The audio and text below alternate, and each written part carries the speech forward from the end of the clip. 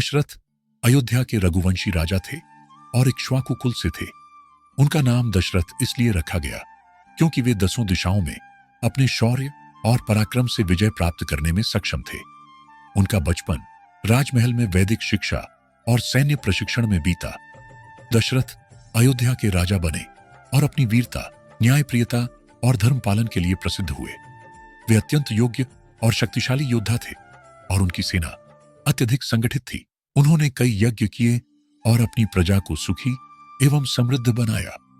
राजा दशरथ की 3 पत्नियां थीं, कौशल्या, सुमित्रा और कैकेयी।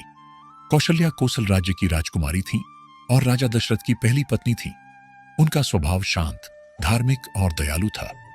उनका उल्लेख धर्म, ममता और त्याग की प्रतीक के रूप में होता है। सुमित्रा राजा दशरथ की दूसरी रानी थी।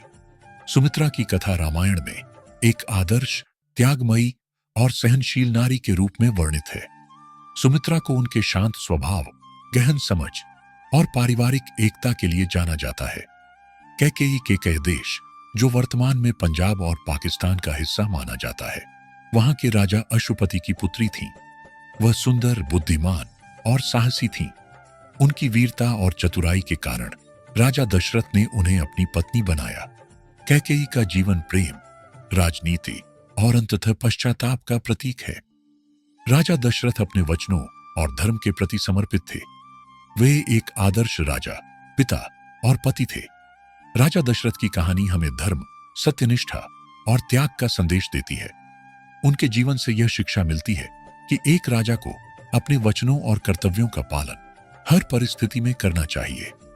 अगली वीडियो में हम देखेंगे पुत्रकामेष्टि यज्ञ और भगवान राम, लक्ष्मण, भरत और शत्रुघ्न के जन्म की कथा।